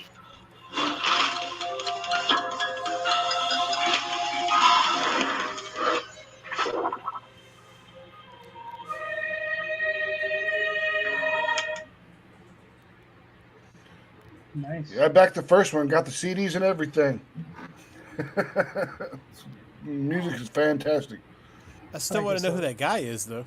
So okay, so people want to so listen. So like I said, I live in Florida. Steph lives in California. Especially with the way cons have been, the way the ticket prices have gone completely through the roof. The number of times that Steph is in Florida for the shows you do is limited. So in August, we had a day where she was like, "Hey, I'm going to be in Florida unexpectedly." We called our video guy. We're like, "Hey, let's block out the whole day." We cut videos for like 4 different things. We did like 3 different photo shoots. And I feel like we were like 6 hours into the day and we're just completely slap happy and being stupid. And that's actually the video guy that we were like, man, we got to be really crazy because we did that few fun surprises thing in the first video and everybody kind of liked it. So like, yeah, we got to like just do it really bigger and stupid this time. And he's like, what if I'm in the video? And we just did that and had fun with it. And there you go. Now I know what the surprise is. So this is for book 2 of The Perilous Prospects. This is the current arc that we are on. The first arc was called The Crossroads Conundrum. This is the Perilous Prospects. The first arc ends with a apocalyptic event. This arc starts with that apocalyptic event. The difference between the two arcs is the first arc was basically centered around things as viewed by Professor Michael Isildur. He is the watchmaker and clock repairman in the puritanical steampunk town of Shadows Haven. They want time to work exactly as it should. Nothing should waver. Nothing should be outside the realm of the understood. He accidentally opens up a time portal, starts bringing people from other eras to him. In doing so, some negative dark energy is released across Shadows Haven, and it starts to corrupt the timeline. So at the end of that arc, a catastrophic event, apocalyptic event happens. He becomes incapacitated. Not trying to spoil anything, but he becomes incapacitated. And so when this arc starts, you see these different groups, the people that have come through the portals because of him. There's a group that kind of understood where this portal came from. They kind of set him up to do this work unknowingly, that some of them are there. And then we also get to see it from the eyes of the people in the town of Shadows Haven. Everybody is trying to do the best they can to exist while this apocalypse is unfolding, but nobody has all the pieces to the puzzle. So you get to kind of follow along with all these characters and see their desperate attempts to try to get something back into some realm of normalcy. So what you're seeing there, that's kind of, going through the first art or first book, trying to show you what's there. The first book was 48 pages. I've got here are the 6 different covers we did. We did 5 in the campaign, and then 6, and then we did a 6th for a store variant. But all of them are perfect bound, so you have a little spine on the side, so they can exist perfectly fine on your bookshelf next to your trade paperbacks. What you're seeing right there, those are the campaign covers. That is Merc, who is one of the main characters. She's actually riding on a 2-headed horse. She's either tamed the horse or the horse has tamed her. So if somebody's a deep, long reader of the Air series, finally get to see the horse doing something. That is our Stranger Things homage by Josh Menendez. We took the Stranger Things 4 poster, and we had him actually do a version of it with our characters, and we think it came out really awesome. This is our Kido manga variant. Kido is a samurai. It was one of the last characters that was pulled in the last issue. We have a manga team of sisters named Chess and Gwen that are writing a manga named The Bohemian Trials, and they actually did this cover for us. One of the cool things about our campaign is one of the stretch goals that's already been unlocked. We get to debut the Ashcan for The Bohemian Trials in our campaign in PDF form. So if you back our campaign, you're already going to get the Ashcan for that manga. And then lastly, we've got Artificial Extravagance. One of the polarizing things out there in the world is whether people should use Midjourney or not. This is a Midjourney cover. We actually have a subscription to it. We went out there and played around with it and got a really cool goggles cover. And we thought it looked really awesome because there's a lot of things that are goggle based in our campaign. So that's our variant D cover. You can get shirts. We've done foil shirts, but people wanted a version that was not as high maintenance as a foil shirt. So we have gray and then steampunk brown versions of the shirts. We also love to do socks. This time we have our steampunk brown socks with our gears on it. And then the next piece that you have coming up there is our custom leather work. We have some leather workers that do custom leather work for us every campaign that's themed to what we do. The goggles that are there, I've actually got these samples right here. If you take a look here, that's actually our symbol that is etched into the side of the goggles. See, there's literally in-sim Heirs of Isildur branded logos, branded goggles. You can get them in brown, black. You can also, there's the black version. You can also get them in what's called Eccentric Craftsman. So if you're like, hey, I'm Indy and I want some goggles and I want Eccentric Craftsman, you might get a set of goggles that is like blue with green highlights on there. Just whatever fabric, whatever leather they have hanging around, whatever creativity floats their boat that day, they'll just go in there and do something crazy with it. So that's what if you see anything that's Eccentric Craftsman on our campaign, that's what it is. One of the other things leather-wise they're doing for us is the holiday season coming up. Who doesn't want to have some cool in-sim stuff hanging on their tree? So we've done baby dragon head keychains. There's the baby dragon head version of the for your Christmas tree or whatever holiday you decide you want to support. There is our 13 o'clock symbol. And last but not least, what Christmas tree is going to be complete without a set of micro goggles? Oh, Nice. it's for a mouse.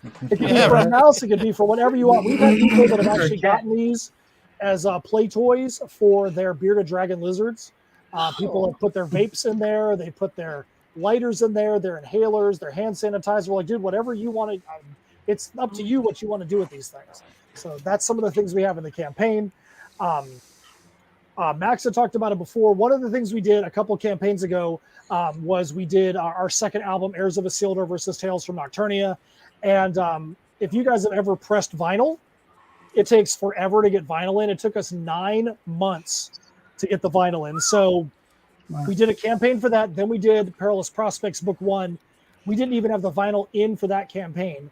We do have the vinyl in now. So we do have 2 different sets of collectible colored vinyl. One side is songs based on Heirs of Isildur. The other side is songs based on Tales from Nocturnia. This is called this is the Portal variant. And then this here is the Dragon's Lair variant. Because like I said, you got 5 songs for apocalyptic sci-fi on one side and 5 songs for medieval fantasy on the other. So those are all available as add-ons. Right before we got on this show, our backers crossed over one of the stretch goals. And one of the things, I know Max is talking about trading cards. We've unlocked 5 trading cards in this campaign so far. But those trading cards are a part of a set of 18. And we're just like, screw it, we'll put them all in this campaign. So we haven't revealed what the other 13 are, but you can actually go to the add-on section and you can either add on the other 13. We're going to put them in the nine pocket trading card sheets that you can put in a folder, or you can go add on the full set as well if you'd like to. So we have all those things out there. We're really happy with the way the story's coming out. Another thing Max said, we try to make sure the book is done. All the art for the book is done. The lettering is done. We just have probably about 65-70% of the coloring done at this point. So we're just waiting for the coloring to be done. One of the other things you can do in this campaign is you can get chosen to become a character in here. We do allow people to pick a tier to become just a cameo background character, but we like to actually make people into characters, and we take it as a challenge. If you pick a tier to become a character, we're like, well, how can we fit this character into the series, give them a name? We take it as a challenge and write the scripts. So if you're someone that picks to be drawn in, you're going to get drawn into book 3 because obviously book 2 is done. We also have add-ons. So if you want to get drawn into a secret project of ours, we can't tell you what it is, but we promise you it's going to be super dang cool. We're actually getting ready to start working on it right now, but it is a secret project that we're going to start working on that will come out soon, and people have a chance to get drawn in. And for both of those, probably half of those have already been taken. So that's pretty cool that people have decided, they're like, you know what, we think you're going to do something cool. Draw me into some project. I don't even know what the heck it is. I trust you guys. All right.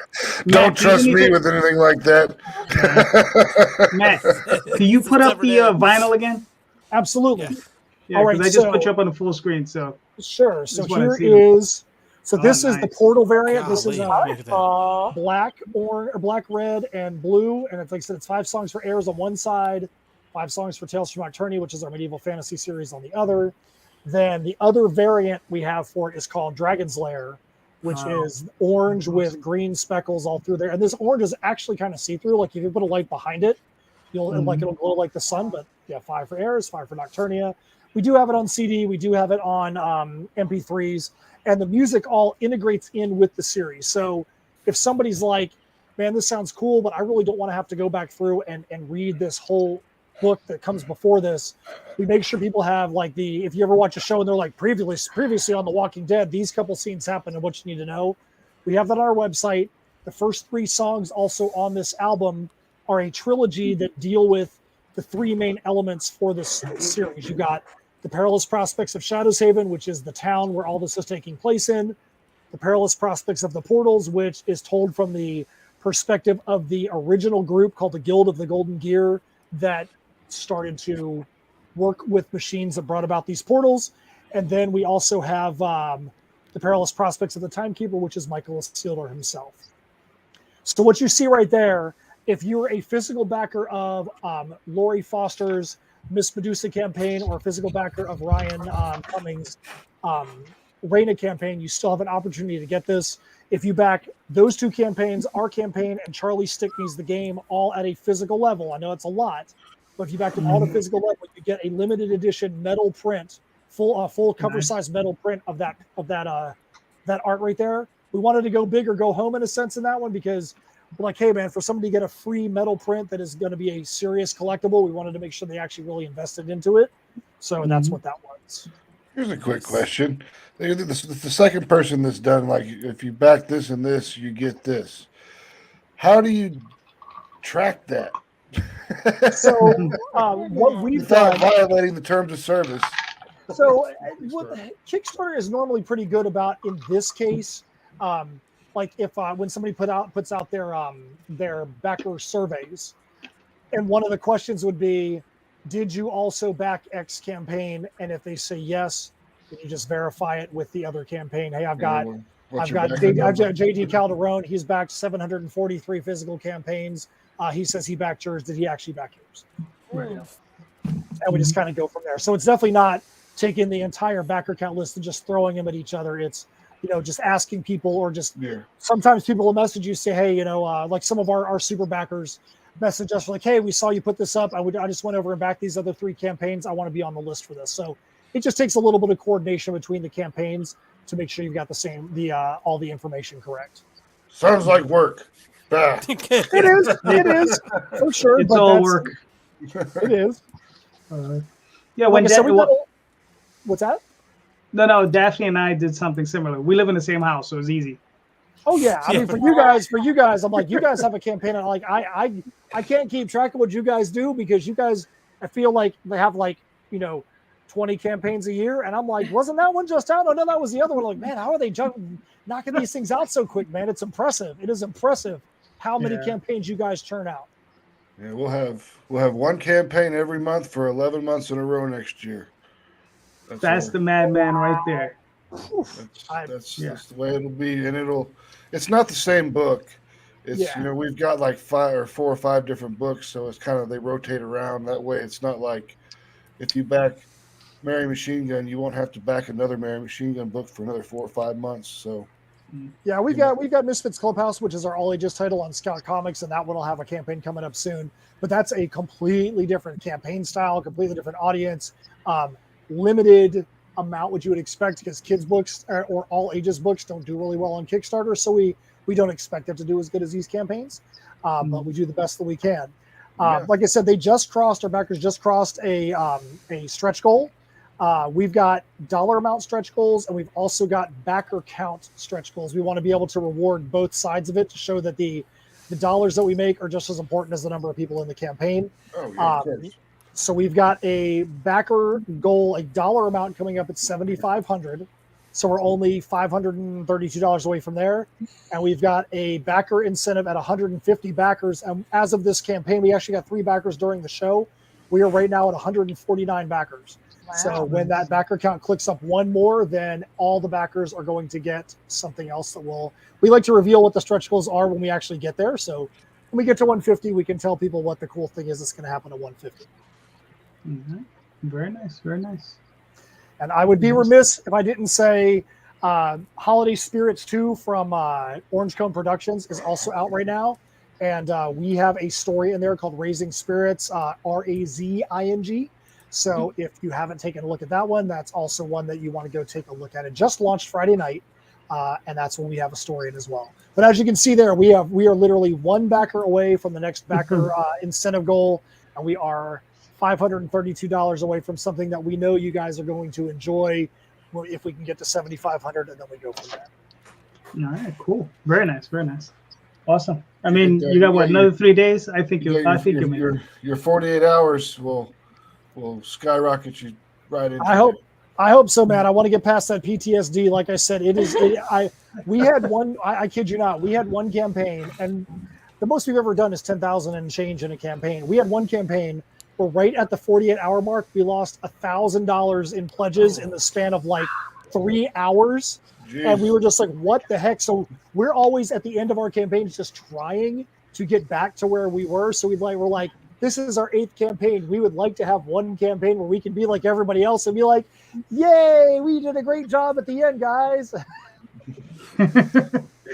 Hey, listen, man. I mean, I think you're gonna get there. You guys are already doing great. So I mean, I love your stuff. I have one of the other books. I backed it.